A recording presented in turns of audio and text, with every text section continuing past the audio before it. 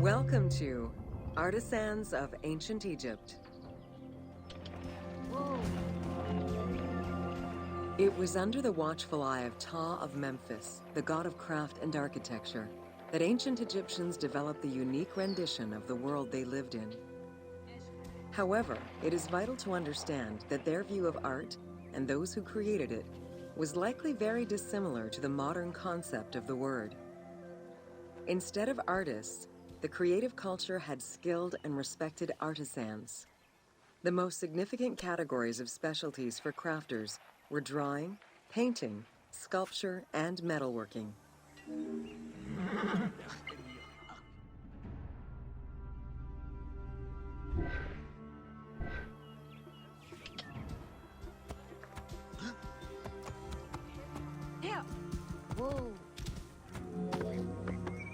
Ancient Egyptian craftspeople created both art and a wide variety of mundane, everyday tools.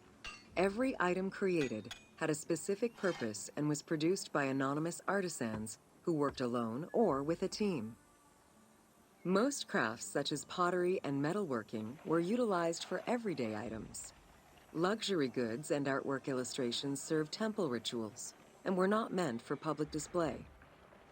Artisans rarely signed their names to the work, though they were clearly aware that they possessed a unique skill and talent for the task.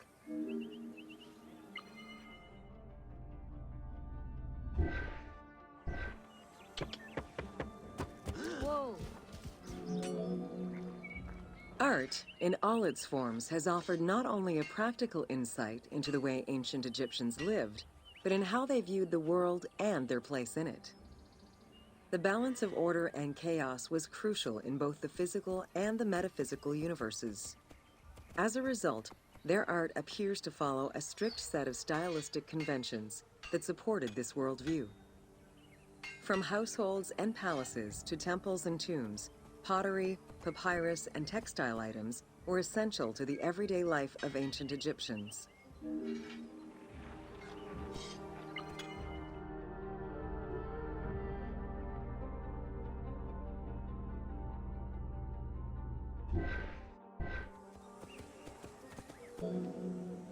In ancient Egyptian culture, drawing was used as illustration, such as seen in the Book of the Dead. It was also the first step in the creation of a relief, painting, or statue. Two-dimensional representations were concerned with order and form, and were intended to honor gods and promote the transition of the soul to the afterlife.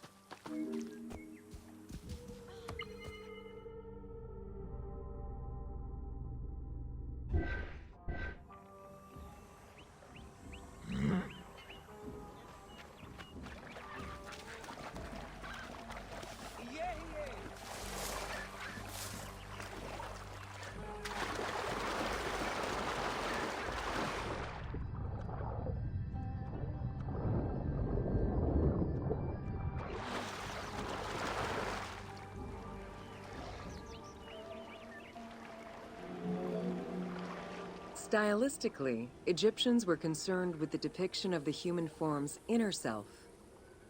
As such, artistic representations were not concerned with realism, but rather with idealized youth and perfectly harmonious visuals.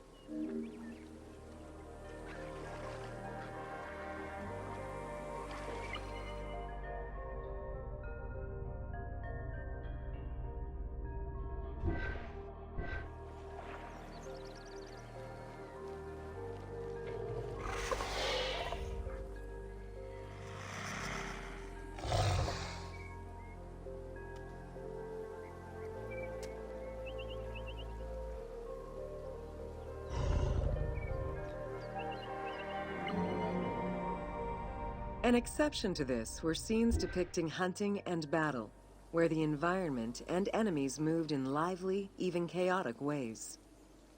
Animals and foes were depicted piled up, as if describing chaos, with Egyptians standing in solemn, disciplined poses, bringing order to the scene.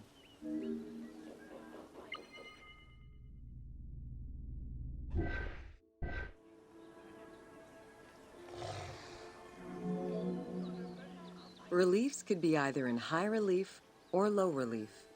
Either method required a surface suited to the desired technique. Preparation of the surfaces differed depending on the quality of the rock. A quarried block only needed a simple smoothing. Rough-cut rock monuments, such as those found in tombs, required more work. Often the surface was coated in plaster before being sculpted.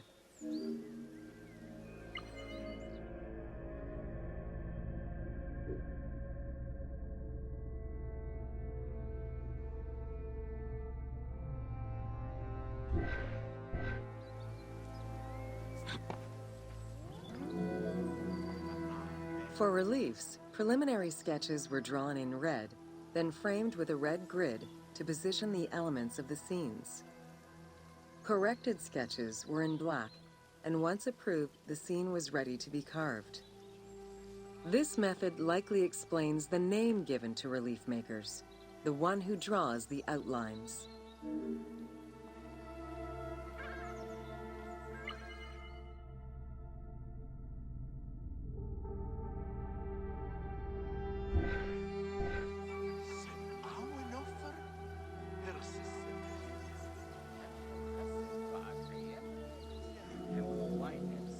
Statues were believed to be vessels for the souls of the deceased, or deities.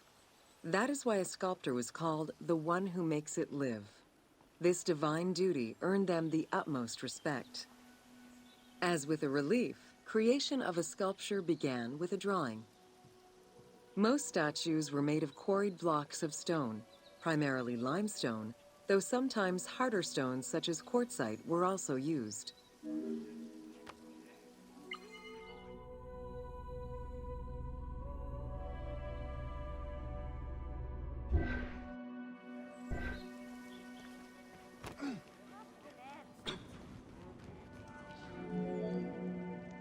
In ancient Egypt, the profession of crafter was organized and relied on a specific hierarchy. Most artisans depended on an institution to provide them with raw materials. There were 3 working levels for craftsmanship: domestic, large estates, and within palace and temple workshops. Some royal workshops, at their largest, covered an area of about 2.8 square kilometers in size.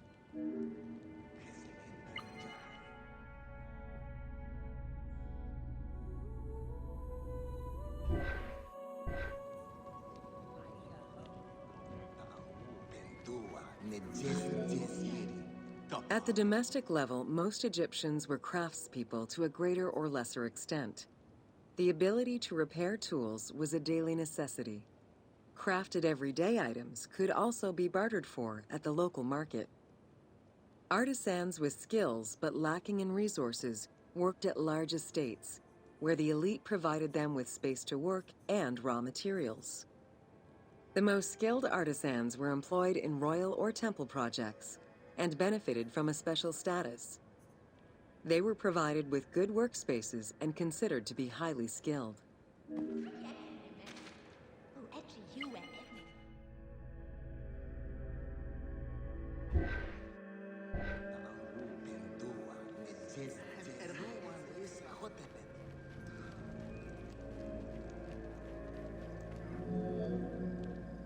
An ancient text known as the Satires of Trades has a number of descriptive summaries that offer teasing glimpses into how artisans were perceived.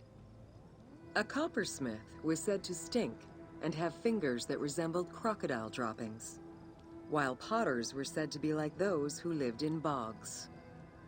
This view was likely exaggerated in order to highlight the most enviable position of all, that of the scribe.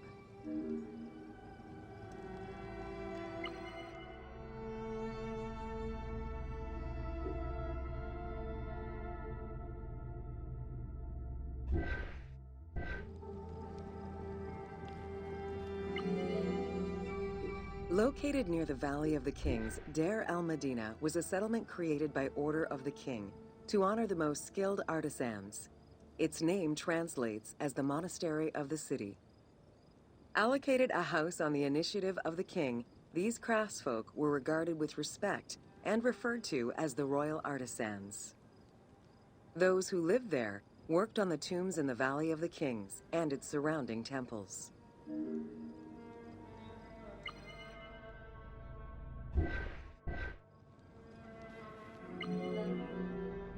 Archaeologists believe the site was home to skilled and respected artisans for over 400 years. It is considered one of the most important discoveries relating to Egyptian daily life. While much of the focus of Egyptian archaeology was on its kings and queens, it wasn't until the excavation of Deir el-Medina that Egyptologists were given a valuable window into the community life of ancient Egyptian artisans.